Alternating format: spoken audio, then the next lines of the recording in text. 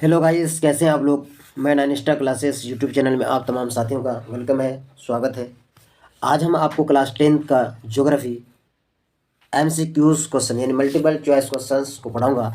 Geography class 10th का NCERT book से chapter number 3 जल संसाधन। जल संसाधन क्या है, इस चैप्टर को हम पढ़ा चुका हूँ। सब्जेक्टिव क्वेश्चन को हम पढ़ा चुका हूँ, इस वीडियो के डिस्क्रिप्शन में उसका लिंक दिया हुआ है। आज हम यहाँ ऑब्जेक्टिव सेशन लगा रहा हूँ जिसमें लगभग 70 प्लस ऑब्जेक्टिव है। मैं तमाम इम्पोर्टेंस वीवीआई ऑब्जेक्टिव क्वेश्चंस को देकर के आया हूँ ताकि आपका एक भी ऑब्जेक्टिव क्वेश्चन ना छूटे, क्वेश्चंस ना छूटे। तो आज हम आप लोगों को पढ़ाएंगे जल के बारे में। जल क्या है, एक इम्पोर्टेंट क्वेश्चन हम बता रहे हैं आपको। एक अगर नल, जहाँ यहाँ आप जो देख रहे हैं एक नल, इसी तरीके से ये बूंद आपको जो नज़र आ रही है, इसी तरह से अगर एक साल यानी 365 दिन अगर टपकता रहेगा तो एक साल में 1200 लीटर जल इससे क्या होगा, टपक करके ख़त्म हो जाएगा। कहता है कि एक इस तरीके से टपकता हुआ नल अगर एक साल कंटिन्यू ऐसे ही टपकते रहेगा तो इससे 1200 लीटर जल क्या हो जाएगा, व्यर्थ हो जाएगा, यानी बह जाएगा, बर्बाद हो जाएगा। तो साथियों, जल का महत्व बहुत ज़रूरी है, इसलिए कि जल ही जीवन है। जल का बचाव हमारे लिए बहुत ज़रूरी है। तो चलिए साथी, शुरू करते हैं हम आज NCERT class 10th geography MCQs question chapter number 3 जल संसाधन से। तो साथियों, इस चैप्टर में जो भी साथी नए हैं तो प्लीज़ हमारे इस चैनल को सब्सक्राइब कर दीजिए और बेल आइकन को दबा दीजिए। जो साथी नए हैं, पुराने हैं, वो फटाफट लाइक करके इस वीडियो को शेयर कर दीजिए दोस्तों तक, ताकि उसका भी बेहतरीन तैयारी हो जाए, ताकि इस चैप्टर से बहुत सारे क्वेश्चंस आपका बोर्ड एग्जाम में बनते हैं। तो चलिए शुरू करते हैं, फटाफट क्वेश्चन नंबर 1 की तरफ चलते हैं। क्वेश्चन नंबर 1 क्या है, कहता है कि NCERT class 10th geography MCQ chapter number 3 से कि जल प्रदूषण के कारण निम्न में से कौन सी समस्या उत्पन्न करती है। अगर जल प्रदूषित हो जाए तो उससे कौन सी समस्याएं उत्पन्न हो सकती है, हमारे लिए खतरा हो सकता है। तो कहता है कि जल जनित बीमारियां। तो साथियों, हम सिर्फ आपको आंसर बताएंगे और तमाम ऑब्जेक्टिव क्वेश्चन को अगर बोलेंगे तो हमको बहुत ज़्यादा समय लगेगा। तो कहता है कि जल अगर प्रदूषण हो जाए तो जल जनित बीमारियां होगी और आपको टाइफाइड की और बीमारियां होने की ज़्यादा खतरा होता है अगर दूषित जल को पिएंगे आप, खराब पानी को पिएंगे तो। उसके अलावा भी और कई अन्य बीमारियां उत्पन्न होती है जो पेट से संबंधित है। तो साथियों, दूसरा क्वेश्चन है, निम्नलिखित में से कौन आज भारत में उत्पादित कुल बिजली का लगभग 22% है। निम्नलिखित में से कौन आज भारत में उत्पादित कुल बिजली का लगभग 22% है। तो ऑप्शन नंबर बी यानी जल विद्युत, जल, ऑप्शन नंबर बी बिल्कुल राइट आंसर है। 3 नंबर का प्रश्न है, कहता है इनमें से कौन 11वीं शताब्दी में निर्मित प्राचीन भारत की सबसे बड़ी कृत्रिम झीलों में से एक है। तो ऑप्शन नंबर बी सी है, भोपाल का झील है। ये झील भोपाल में है जो 11वीं शताब्दी में ही निर्मित प्राचीन भारत की सबसे बड़ी कृत्रिम झील है। आप अगर कभी भोपाल जाएंगे आगे की पढ़ाई पढ़ने के लिए तो आप वहाँ देख सकते हैं इस झील को।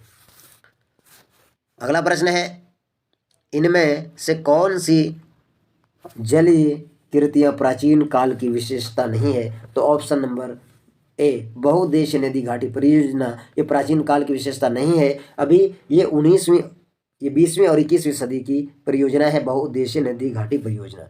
मैं इस वीडियो के डिस्क्रिप्शन में लिंक दिया हूँ। बहुउद्देशीय परियोजना कौन कौन है उसके बारे में हम डिटेल्स पढ़ा चुके हैं। आप ये जो चैप्टर जल संसाधन वाला चैप्टर है उस एनसीईआरटी बुक से हम पढ़ा है, वह तमाम इंपॉर्टेंट क्वेश्चन को आप वहाँ से देख सकते हैं।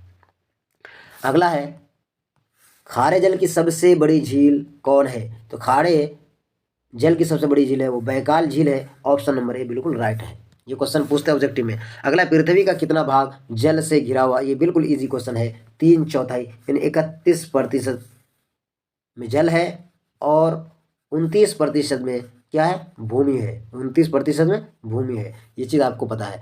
तो 3/4 भाग में क्या है, जल है। अगला प्रश्न है, कहते मीठे जल की सबसे बड़ी झील कौन सी झील है। तो मीठे जल की सबसे बड़ी झील सुपीरियर झील है। ऑप्शन नंबर डी बिल्कुल राइट आंसर है। 8 नंबर में कह रहा है सरदार सरोवर बांध किस नदी पर बनाया गया है। तो कहता है कि सरदार सरोवर बांध ये नर्मदा नदी पर बनाया गया है। कौन सा बांध किस नदी पर है, ये तमाम सब्जेक्टिव क्वेश्चन में मैं पढ़ा चुका हूँ, आप वहाँ जाकर के डिस्क्रिप्शन में लिंक दिया हुआ देख सकते हैं साथियों। अगला प्रश्न, सबसे गहरी खारे जल की झील कौन है? सबसे गहरा, तो ऑप्शन नंबर ए यानी मृत सागर, ऑप्शन नंबर ए बिल्कुल राइट है, सबसे गहरा है। अगला है, भारत में सिंचाई के प्रमुख साधन क्या है? तो प्रमुख साधन क्या है? नहरें हैं, तालाब हैं, कुएं और नलकूप हैं और उपयुक्त सभी, यानी ऑप्शन नंबर डी बिल्कुल राइट आंसर है। सभी के माध्यम से हमारे भारत के किसान भाई लोग सिंचाई करते हैं। अगला 11 नंबर का प्रश्न है, निम्नलिखित में कौन सी बहुउद्देशीय परियोजना सतलुज ब्यास नदी बेसिन में पाई जाती है? इंपॉर्टेंट क्वेश्चन है। तो भाखड़ा नागल परियोजना सतलुज नदी बहुउद्देशीय परियोजना के अंतर्गत आता है। अगला है 12 नंबर में करें, निम्नलिखित में से किस नदी पर हीराकुंड बांध का निर्माण किया गया है? तो ऑप्शन नंबर सी महानदी पर, ऑप्शन नंबर सी बिल्कुल राइट है। 13 नंबर में करें, कुल उपलब्ध जल पीने लायक कितना प्रतिशत है? तो बहुत कम है, क्योंकि 2.5% ही सिर्फ और सिर्फ पीने वाला जल है। इसीलिए साथियों, जल का कदर करो और ऐसे ही जल का आप बहाना नहीं चाहिए, जल का दुरुपयोग ना करें। अगला प्रश्न है कि भारत का पहला जल विद्युत केंद्र कहाँ स्थापित किया गया था? तो गुजरात में कावेरी नदी पर किया गया था, गुजरात में कावेरी नदी पर किया गया था, ऑप्शन नंबर डी राइट है। अगला है, मीठे जल की सबसे ऊंची झील का क्या नाम है? क्या नाम है? टीटीकाका, ऑप्शन नंबर ए बिल्कुल राइट आंसर है, टीटीकाका झील है जो सबसे ऊंची झील है। अगला है, महानदी बेसिन पर निर्मित बहुउद्देशीय परियोजना कौन सी परियोजना है? तो कहते हैं हीराकुंड परियोजना बहुउद्देशीय परियोजना नदी महानदी बेसिन पर निर्मित है। अगला है, इनमें राजस्थान की सबसे महत्वपूर्ण परियोजना कौन सी है? तो आपको पता है, इंदिरा गांधी नगर परियोजना, इंदिरा गांधी परियोजना, ऑप्शन नंबर सी बिल्कुल राइट है। इसके बारे में भी डिटेल्स बना दिए, कितना लंबाई ऊंचाई है। अगला प्रश्न है, निम्नलिखित में से किन नदियों के जल ग्रहण क्षेत्र बहुत बड़े हैं, यानी बहुत बड़े हैं? तो ऑप्शन नंबर सी यानी सिंधु नदी। अगला 19 नंबर में कह रहा है कि निम्न में से कौन सा राज्य अपने भौम जल का उपयोग क्षमता से कम करता है? तो कौन है? छत्तीसगढ़, ऑप्शन नंबर ए बिल्कुल राइट आंसर है। 20 नंबर में कह रहा है साथियों, निम्न में से किस राज्य में लैगून और झीलों का प्रयोग धरातलीय जल संसाधन के रूप में होता है? तो इसका सही आंसर है उड़ीसा और केरल, ये दोनों है, यानी ऑप्शन ए और बी दोनों सही है। 21 नंबर में कह रहा है कि निम्नलिखित में कौन सा जल प्रदूषण का एक स्रोत है? जल प्रदूषण का, नगरीय वाही जल, नाभिकीय ऊर्जा संयंत्र, वाहित मल या उपरोक्त सभी? तो यानी ये सारा का सारा सही है, ऑप्शन नंबर डी यानी सभी से जल दूषित होता है। 22 नंबर में है, कहता है कि निम्न में से भारत के किस राज्य में नीरू मीरू कार्यक्रम चलाया गया? तो कहाँ चला गया? आंध्र प्रदेश में, ऑप्शन नंबर बी बिल्कुल राइट आंसर है। 23 नंबर में कह रहा है, निम्न में से किस राज्य में अरवारी पानी संसद कार्यक्रम चलाया गया? किस राज्य में? तो कहते हैं कि राजस्थान में चलाया गया, तो ऑप्शन नंबर सी बिल्कुल राइट। 25 नंबर में है, 25 नंबर का क्वेश्चन में कह रहा है कि निम्न में से कौन से वर्षा जल संग्रह ढांचे का निर्माण राजस्थान में किया जाता है? तो कुंड, ऑप्शन नंबर सी बिल्कुल राइट आंसर है, कुंड। बांधों को आधुनिक भारत के मंदिर किसने कहा है? ये बहुत ही इंपॉर्टेंट क्वेश्चन है। तो किसने कहा था? तो जवाहरलाल नेहरू ने कहा था, ऑप्शन नंबर ए बिल्कुल राइट आंसर है। इनमें से किस परियोजना का मुख्य उद्देश्य बाढ़ नियंत्रण है? तो कौन सा है? कोसी, ऑप्शन नंबर बी बिल्कुल राइट है। कोसी बांध जो बिहार में है बहुत ही खतरनाक है और ये बिहार का शोक नदी भी कहा जाता है, इसलिए कोसी नदी को। सरदार सरोवर बांध किस राज्य में स्थित है? तो गुजरात में स्थित है, ऑप्शन नंबर सी इसका राइट आंसर है। अगला, विश्व के कुल जल का कितना प्रतिशत महासागरों में पाया जाता है? तो है 96.5% और कहीं रहता है 97%। तो आपको याद रखना है, अगर ऑब्जेक्टिव में 96.5% ना रहे, 97% है तो इसको आप टिक मारेंगे, अगर 97 नहीं है तो 96.5% में टिक मारेंगे। इसमें डरने वाली बात नहीं, 71% में नहीं मारना है। पूरे विश्व में 71% जल है, लेकिन यहाँ सिर्फ और सिर्फ कह रहा महासागरों में कितना पाया जाता है। अगला है, महानदी पर स्थित बहुउद्देशीय परियोजना का नाम है? तो क्या नाम है? तो हीराकुंड परियोजना, ऑप्शन नंबर बी बिल्कुल राइट आंसर है। 31 नंबर में कह रहा है, प्रति व्यक्ति प्रति वर्ष जल उपलब्धता की दृष्टि से भारत का विश्व में कितना है? तो 133वां नंबर है, ऑप्शन नंबर डी बिल्कुल राइट आंसर है। इसको याद रखिएगा आप लोग, बहुत ही इंपॉर्टेंट है। अगला प्रश्न है, भारत का वह कौन सा राज्य है जहां पूरे राज्य में प्रत्येक घर में छत वर्षा जल संग्रह ढांचों का बनाना आवश्यक कर दिया है। यानी कि आपके अगर बिल्डिंग है, आपके घर की छत से पानी टपक रहा है तो नीचे पानी जमा होने वाले ढांचा बनाना ज़रूरी हो जाता है। तो ऑप्शन नंबर बी यानी तमिलनाडु इसका राइट आंसर है।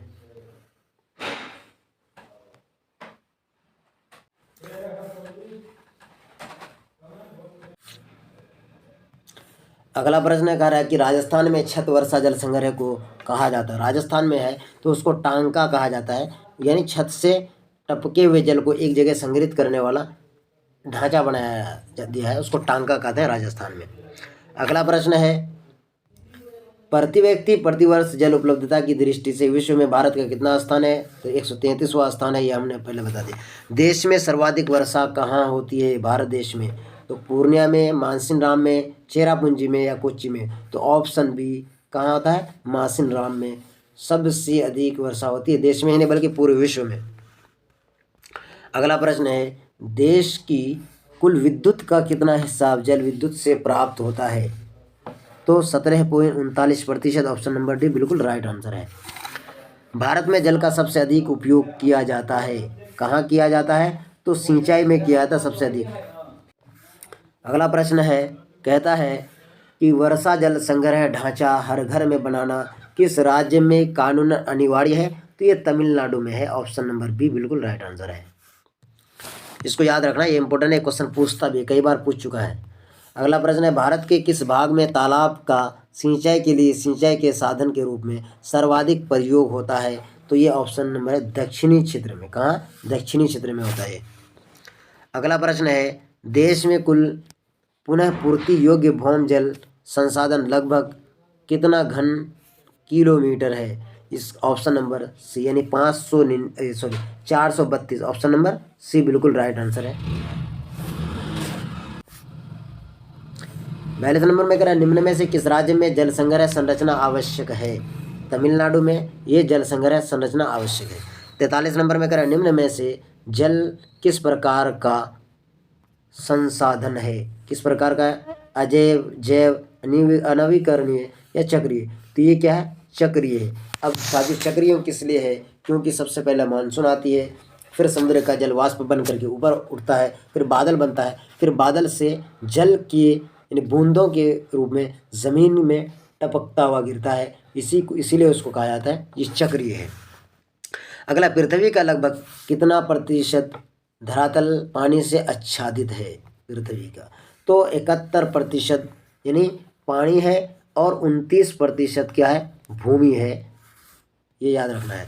अगला है, निम्नलिखित राज्यों में से कौन सा भौम जल का सर्वाधिक उपयोग करता है? पंजाब, हरियाणा, हिमाचल प्रदेश, ए तथा बी दोनों? तो कहते हैं हरियाणा और हिमाचल प्रदेश नहीं, बल्कि पंजाब और हरियाणा। पंजाब और हरियाणा ये बिल्कुल दोनों सटा हुआ है, और ये ऐसा है कि पंजाब और हरियाणा दोनों की राजधानी एक ही जगह है। अगला प्रश्न है, विश्व के कुल जल संसाधन का कितना भारत में उपलब्ध है? तो 4% है, इसीलिए 133वां स्थान पर आता है, 133वां स्थान पर आता है। अगला प्रश्न है,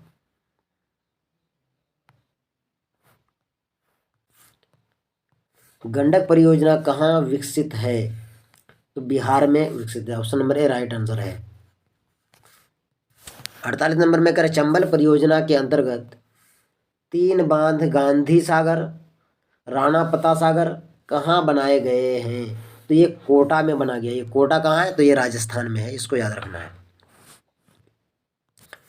अगला प्रश्न है, निम्नलिखित दक्षिण भारतीय राज्यों में किस राज्य में भूमिगत जल उपयोग इसके कुल भूमिगत जल संभाव्य से अधिक है? तो कहाँ? तमिलनाडु। किसना? Tamil Nadu, option number C. 50 number का क्वेश्चन में कह रहा है कि घन किलोमीटर में दी गई निम्नलिखित संख्याओं में से कौन सी संख्या भारत में कुल वार्षिक वर्षा दर्शाती है? तो ऑप्शन नंबर डी यानी 4000 बिल्कुल राइट आंसर है। अगला प्रश्न है, वर्षा से प्राप्त जल कैसा होता है? तो वर्षा से प्राप्त जल अलवणीय होता है, यानी कि कहता है कि मीठा होता है, और सबसे शुद्ध जल, ये भी समझ लीजिए आप, यानी शुद्ध जल कौन सा है, तो वर्षा जल है, इसको याद रखना है। अगला है 52 नंबर में, कह रहा है कि देश में प्रतियुक्त कुल जल का सबसे अधिक समानुपात निम्न सेक्टरों में से किसका है, तो ऑप्शन नंबर सी यानी सिंचाई का है। 53 नंबर में कह रहा है निम्नलिखित दक्षिण भारतीय राज्यों में से किस राज्य में भौम जल उपयोग इसके कुल भौम जल संभाव्य से ज़्यादा है, तो ऑप्शन नंबर डी यानी तमिलनाडु। अगला प्रश्न है भारतीय राष्ट्रीय जल नीति के संदर्भ में कौन सा कथन सत्य है, तो कहता है पेयजल सभी प्राणियों को उपलब्ध करवाना प्राथमिकता है, बिल्कुल राइट आंसर है। जल के सभी विविध प्रयोगों में कार्य क्षमता में सुधार, ये जरूरी है। भौम जल के शोषण को सीमित किया जाए, ये भी जरूरी है। उपरोक्त सभी, ऑप्शन नंबर डी बिल्कुल राइट आंसर है। 55 नंबर में कह रहे हैं कि घन मीटर में दी गई निम्नलिखित संख्याओं में से कौन सी संख्या भारत में कुल वार्षिक है, तो 4000, ऑप्शन नंबर डी। जल संभार प्रधान है, जल संभार प्रधान क्या है, तो कहता है कि धरातलीय जल संसाधन का दक्ष प्रबंधन, भौम जल का दक्ष प्रबंधन, ए तथा बी दोनों सही है, यानी ऑप्शन नंबर सी। यमुना नदी किन दो शहरों के बीच सबसे अधिक प्रदूषित होती है, तो ये भी क्वेश्चन वीवीआई है, इसको याद रखना, दिल्ली तथा इटावा, दिल्ली और तथा इटावा। निम्न में से अहमदाबाद में सबसे प्रदूषित कौन सी नदी है, कौन सी नदी है, तो साबरमती नदी है, दिल्ली में साबरमती नदी है और ये दिल्ली में है। अभी पिछले बार एक घटना हुई थी, इस नदी पे नाबालिग लड़की अपनी आत्महत्या कर ली थी। अगला प्रश्न है, कहता है कि कानपुर तथा वाराणसी से सबसे प्रदूषित नदी कौन सी है, बिल्कुल आसान है, गंगा नदी। वाराणसी में लोग पूजा पाठ करते हैं, उसमें नहाते हैं, स्नान करते हैं, इसलिए ये नदी प्रदूषित हो जाता है। लखनऊ में निम्न में से कौन सी नदी सर्वाधिक प्रदूषित है, तो गोमती नदी लखनऊ में सर्वाधिक ये क्या प्रदूषित है। अगला प्रश्न है, और आप लोगों को पता भी होना चाहिए कि नदी प्रदूषित होता कैसे है, तो शहरों में उद्योगों से निकलने वाले कचरा, मल मूत्र सारे के सारे नदियों में बहा दिया जाता है, जिसकी वजह से वो प्रदूषित हो जाता है। अगला प्रश्न है, निम्नलिखित नदियों में से किस नदी में सबसे ज़्यादा पुनः प्रतियोगी भूमिगत जल संसाधन है, तो ऑप्शन नंबर सी यानी ब्रह्मपुत्र नदी बिल्कुल सही है। इनमें से किस परियोजना का प्रमुख उद्देश्य बाढ़ नियंत्रण है, तो कोसी, ऑप्शन नंबर ए बिल्कुल राइट आंसर है, ये बिहार से संबंधित है। अगला, राष्ट्रीय जल नीति किस वर्ष घोषित की गई थी, ये भी इम्पोर्टेंट है, ऑप्शन नंबर सी 1987 ईस्वी में। अगला है, महासागरों में कुल जल की कितनी मात्रा है, महासागरों में, ये क्वेश्चन रिपीट किया गया है, ऑप्शन नंबर डी यानी 96.5%। अगला प्रश्न है, इंद्रपुरी जलाशय परियोजना किस राज्य में है, तो बिहार राज्य में है, ऑप्शन नंबर सी ए राइट है।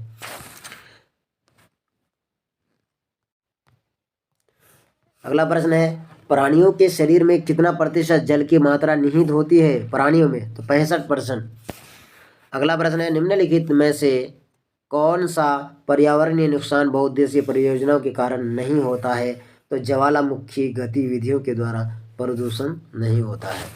अगला, इनमें से किस क्षेत्र में गुल और कुल का उपयोग कृषि के पानी के उपयोग के लिए किया जाता है, तो ऑप्शन नंबर सी यानी पश्चिमी हिमालय।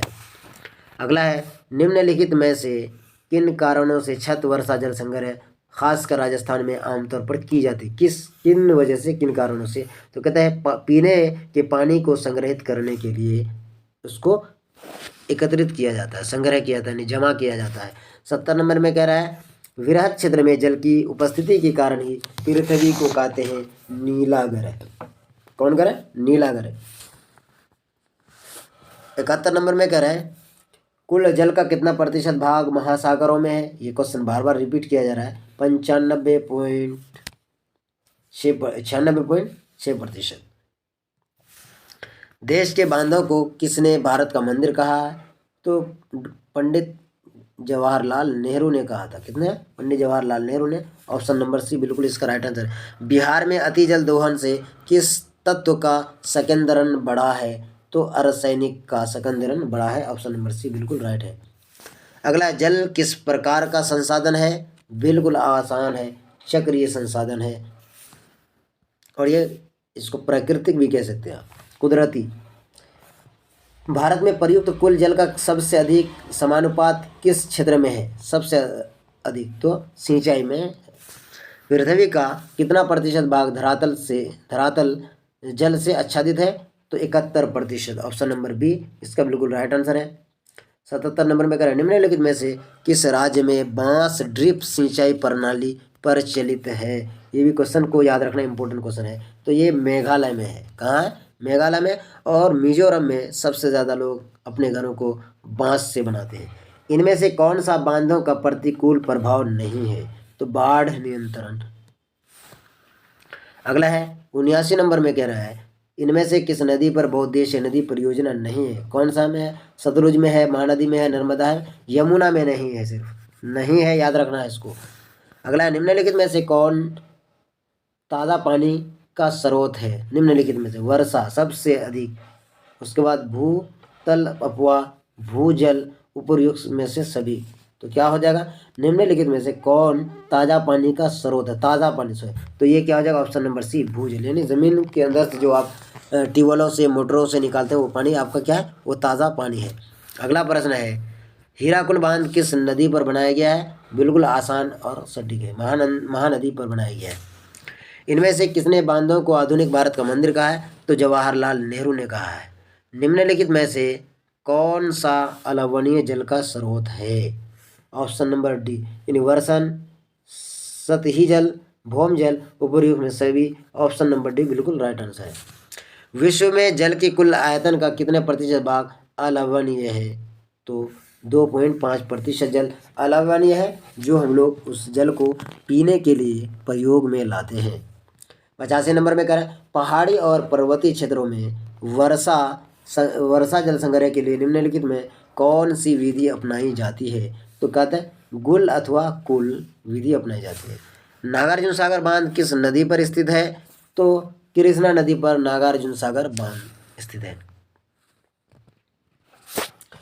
तो साथियों, इस तरीके से ये आपका चैप्टर का जल संसाधन जो चैप्टर था, इसका ऑब्जेक्टिव कंप्लीट हो चुका है। आप तमाम साथियों से मेरा रिक्वेस्ट है कि इस वीडियो को फटाफट लाइक कर दिए। इस चैप्टर में हमने लगभग 86 ऑब्जेक्टिव क्वेश्चन को बताया, उसके अलावे भी एक्स्ट्रा कुछ क्वेश्चन भी हम आपको बता दिया है। और इनमें से जो भी क्वेश्चन अगर आपको मिस्टेक लगता है तो आप कमेंट बॉक्स में ज़रूर कर सकते हैं कि सर ये क्वेश्चन का आंसर ये होना चाहिए, आपने ये बताया है, तो ऐसा हो सकता है। आप तमाम साथियों से मेरा रिक्वेस्ट है कि आप इस चैनल को सब्सक्राइब कीजिए, लाइक कीजिए और वीडियो को फटाफट शेयर भी कर दीजिए। और इससे पहले तमाम वीडियोस को देखने के लिए आप हमारे इस वीडियो के डिस्क्रिप्शन में लिंक दिया, वहाँ से देख सकते हैं। जय हिंद, जय भारत।